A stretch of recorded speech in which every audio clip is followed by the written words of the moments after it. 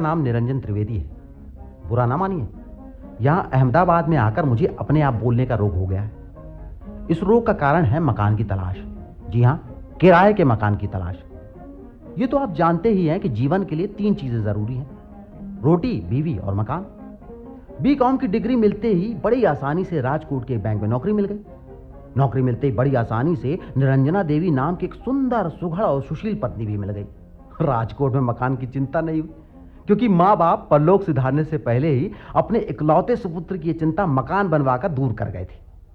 ये चिंता अब पैदा हुई बादशाह अहमद शाह द्वारा बसाए हुए अहमदाबाद नगर में। बैंक वालों ने तरक्की देकर मेरा तबादला यहां की ब्रांच में करा दिया। विश्वास था कि अहमदाबाद में बने लाखों मकानों में से 1-2 कमरे वाला किराए का मकान भगवान ने इस निरंजन त्रिवेदी नामक प्राणी के लिए भी रिजर्व कर रखा होगा। अगर कोलंबस ने घर से इतनी दूर जाकर अमेरिका को ढूंढ निकाला था, तो मेरे लिए अहमदाबाद में मकान ढूंढना क्यों मुश्किल होगा। लेकिन क्या बताऊं, पिछले 2 महीनों से किराए का मकान ढूंढने में जो निराशा पर निराशा मुझे मिली है, उससे मेरा वो विश्वास भी रेत की दीवार की तरह ढह गया है। आप पूछेंगे कि अगर अहमदाबाद में मकान नहीं मिला तो मैं अपने बीवी बच्चों के साथ रह कहां रहा हूं। जी, मैं रह रहा हूं अहमदाबाद में बसे अपने एक मित्र रजनी कुमार पंड्या के मकान में। बेचारा 2 महीनों से मेरा मित्र होने का वो दंड भुगत रहा है। उसके पास छोटे छोटे 2 कमरों वाला ये मकान है। एक कमरे में मैं अपने बीवी बच्चों के साथ डेरा डाले पड़ा हूं। वो अपने बीवी बच्चों के साथ बस एक कमरे और रसोई में अपनी गुजर कर रहा है। उसके लिए हुई ना सजा। सजा के साथ जुर्माना मुलाहिजा हो कि बेचारा हर रविवार और छुट्टी के दिन मुझे अपने स्कूटर पर बैठाकर मेरे लिए अहमदाबाद की गली गली में किराए का मकान ढूंढता है। उसकी पत्नी तरु देवी बस देवी है, देवी। वो हर बार शुभ शगुन के लिए मुझे और अपने पति को दही में शक्कर डालकर खिलाती है, तिलक लगाकर मकान ढूंढने की मुहिम पर विदा करती है। पता नहीं पिछले 2 महीनों में कितने किलो दही और शक्कर वो हम दोनों को खिला चुकी है। आज फिर हम दोनों को मकान की तलाश में भेजने की तैयारी हो रही है। अरे ये क्या, बाहर भाई साहब तैयार होकर तुम्हारा इंतजार कर रहे हैं। तरु जी दही में शक्कर डाले खड़ी हैं और तुम यहाँ कमरे में मजे से बड़बड़ा रहे हो। क्या आज जाने का इरादा नहीं मकान ढूंढने के लिए? अरे डर रहा हूँ कि आज फिर निराशा हाथ न लगे मुझे। उठो, हिम्मत न हारो। देखो आज मेरी आंख फड़क रही है, जरूर मकान मिल जाएगा। वैसा ही ना जैसा पिछले रविवार को मिला था। उस बुढ़े ने हमें अपने मकान में बैठाया, हम दोनों का नाम, जन्म, कर्म, विवाह सहित पूरा परिचय प्राप्त किया। अपने 7 कमरों, 3 स्टोरों और 3 किचन वाले मकान का नक्शा समझाया। किराएदार कैसा चाहिए उसका गुण लक्षणों के साथ विस्तार से ब्यौरा दिया। अपने परिवार का पोती पोतों तक का हाल सुनाया। और 3 घंटे की लंबी बातचीत के बाद जब हमने कहा कि मकान हमें पसंद है, तो मुस्कुराकर कहा, मकान तो पिछले हफ्ते ही किराए पर उठ गया था। मैंने तो आपको 2 बातें करने के लिए बैठा लिया। इस बुढ़ापे में यही एक शगल रह गया है कि कोई आ जाए और 2 घड़ी बातें हो जाए। आप दोनों के आने से बहुत अच्छा वक्त कटा, धन्यवाद। अरे ये तो हुई पिछले रविवार की बात, और उससे पहले? अरे पुरानी बातों को छोड़ो, आज जरूर सफलता मिलेगी। अब तुम कहती हो तो। और नहीं तो अपने मित्र और उसके परिवार का ख्याल करो। अपने इस 2 कमरे वाले मकान में 2 महीने से हमें मेहमान बनाए हुए हैं और चूं तक नहीं करते। अरे मैं तो शर्म से मरा जा रहा हूं। मैं मरे तुम्हारे दुश्मन। अब आओ, भाई साहब तुम्हारा इंतजार कर रहे हैं। चलो।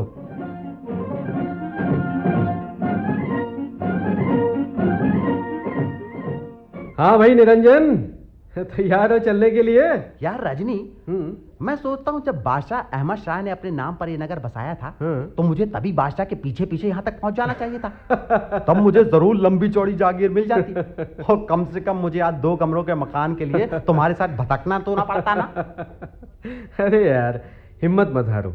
अब पता है तुम्हें, गंगावतरण के लिए राजा सगर के पुत्रों ने कितनी पीढ़ियों तक तप किया था। और तुम्हें तो मकान के लिए अभी तप करते हुए मुश्किल से 2 महीने हो गए। सोचता हूँ मैं भी कि ये तब किसी शमशान या कब्रिस्तान में जाकर करूं तो कैसा रहेगा। ओफो, कैसी अशुभ बात मुंह से निकाल रहे हैं आप। भाभी, वाया शमशान परलोक जाने वालों से मैं पूछ सकता हूँ कि वो कौन सा मकान किराए के लिए खाली कर कर आए हैं। अरे यार इतने हताश क्यों होते हो भाई, जरा पूछो अपनी भाभी से। शादी के बाद हनीमून का समय हमने मकान ढूंढने में गुजारा था, क्यों?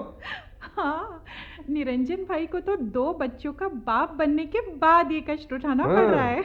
मेरी वजह से कष्ट तो आपको उठाना पड़ रहा है भाभी जी। अरे हमें तो कोई कष्ट नहीं। हाँ, ये निरंजना भाभी बड़ी बेताबी से मकान मिलने का इंतजार कर रही हैं। तरु जी, ये तो आपकी भल मनसाहत है कि आप बोझ को बोझ नहीं समझ रही। भाभी, अपनों का कैसा बोझ। वैसे मेरा मन कहता है आज मकान जरूर मिल जाएगा। हाँ तरु, और जहाँ जा रहे हैं ना आज, वो मकान किराए के लिए वाकई खाली है। हाँ, और हमारे पास जोरदार सिफारिशी पत्र भी है। तो लो, दोनों दही शक्कर खाओ और तिलक लगवाओ। मेरे वश में होता तो मैं तुम दोनों को केसरिया बाना पहना कर विदा करती। फिर भी मुझे विश्वास है तुम दोनों विजय पाकर ही लौटोगे। याद है पिछले साल जब तुम विनोद के लिए मकान ढूंढने गए थे? हाँ? तो मैं दही में शक्कर डालना भूल गई थी। और बेचारे विनोद को बिना किचन के मकान मिला था। ठीक याद दिलाया तरु तुमने। अच्छा ऐसा करो तरु, आज शगुन के लिए दही में थोड़ा सा शहद भी डाल दो। अरे मैंने तो पूरा पंचामृत बनाकर तुम दोनों को दिया है। इतने शगुनों के बाद भी भला मकान कैसे नहीं मिलेगा? चलो कूच का बिगुल बजाओ। चलो निरंजन।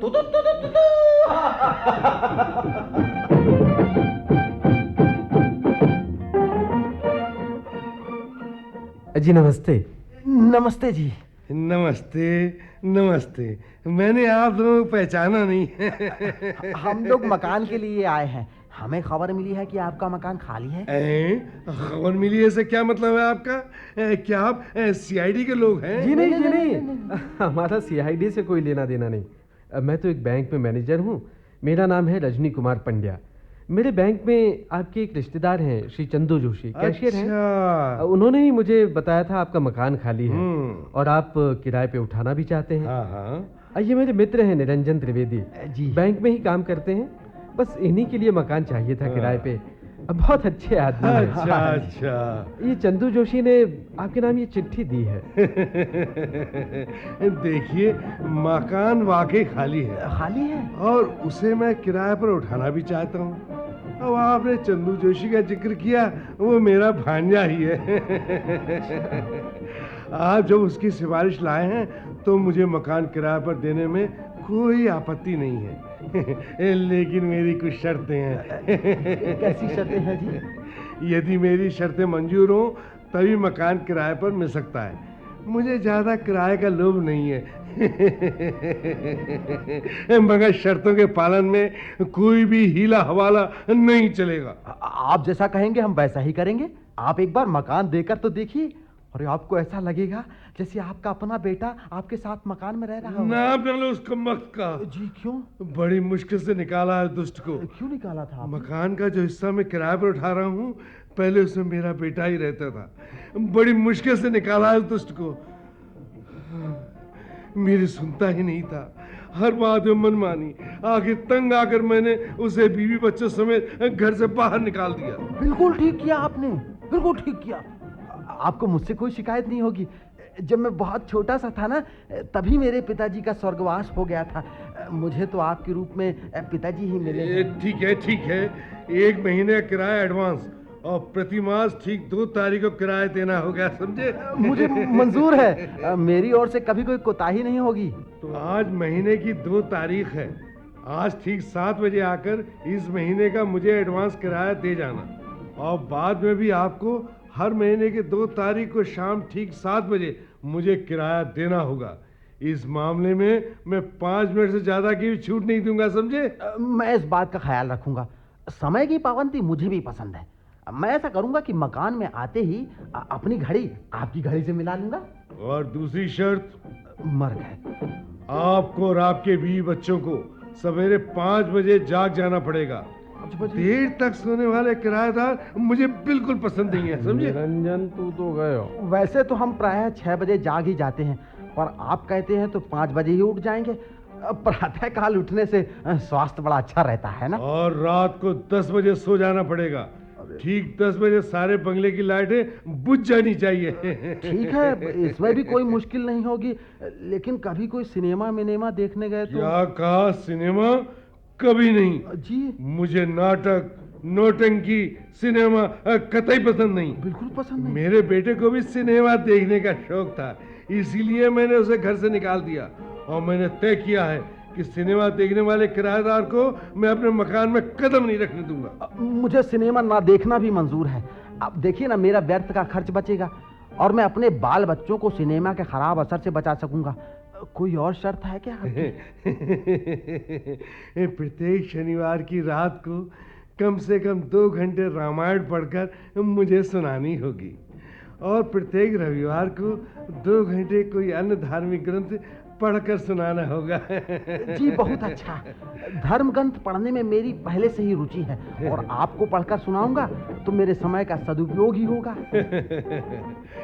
रोज सवेरे मेरे साथ सूर्य नमस्कार करना होगा और दंड बैठक लगाकर कसरत करनी होगी। कसरत? मैं सहमत हूँ।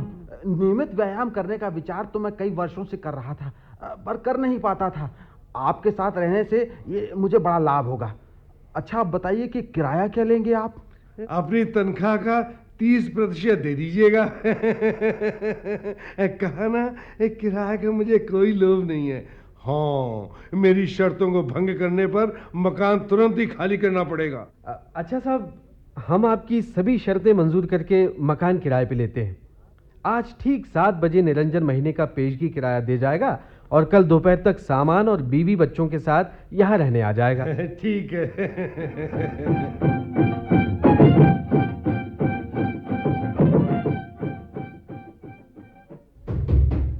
निरंजन, निरंजन, 5:05 हो गए, उठिए।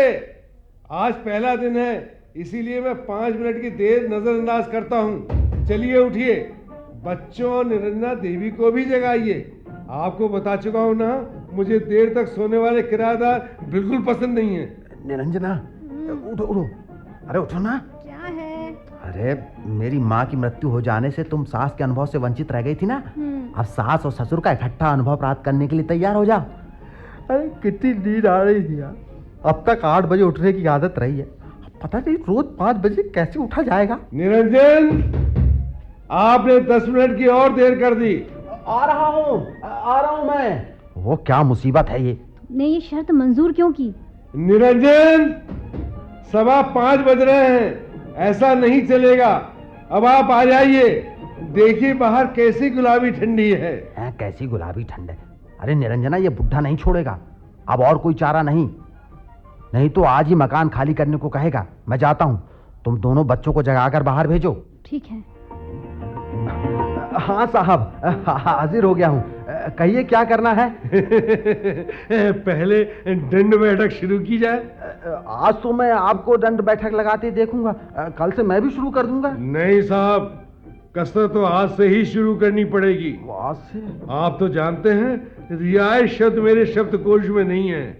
हाँ, यदि कसरत करते समय आपकी हड्डी पसली इधर उधर हो जाए तो कोई डर नहीं है।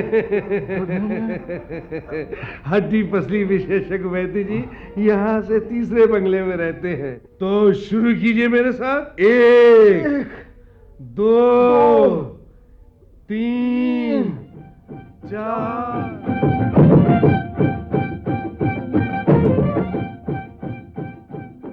अरे रजनी, अरे मुझे बचाओ रजनी।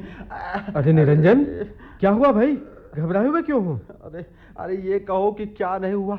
निरंजना ने मुझे छोड़कर मैके जाने की धमकी दी है। क्या कह रहे हो? बच्चे भी दुखी हो गए। देखो देखो, मेरी आंखें लाल और सूजी हुई लग रही है ना। हाँ? अरे सवेरे जो कुछ भुगतना पड़ता है उसकी चिंता में रात भर नींद नहीं आती और बिना सोए सवेरे 5 बजे उठ जाना पड़ता है। दंड बैठक लगा कर मेरा सारा शरीर दर्द करने लग गया है, इसलिए बैंक में काम भी ठीक तरह से नहीं हो पाता है। हे रजनी, देखो तुम कोई रास्ता निकालो, वरना हम सब पागल हो जाएंगे यार। अरे यार, रास्ता बिल्कुल आसान है। सुनो, आज ही शाम को सारा सामान लेकर यहाँ आ जाओ। कल से फिर मकान की तलाश शुरू कर देंगे। अतरु, तुम शगुन के लिए फिर दही और शक्कर तो तैयार करो। कल से फिर हम मकान की तलाश में निकलेंगे। दही शक्कर आपको तैयार मिलेगा, लेकिन मुझे एक बात सूझी है। बात सूझी? वो क्या? भाई साहब और निरंजना भाभी हमारे इस मकान में आ जाएं और हम उस बूढ़े के मकान में चले जाएं। क्यों, आप उस बुढ़े के मकान में क्यों जाना चाहते हैं? अरे निरंजन भाई, वहां जाने से आपके मित्र की ये बढ़ती हुई तोन ठीक हो जाएगी। अरे ये तो मकान की तलाश में ही ठीक हो जाएगी।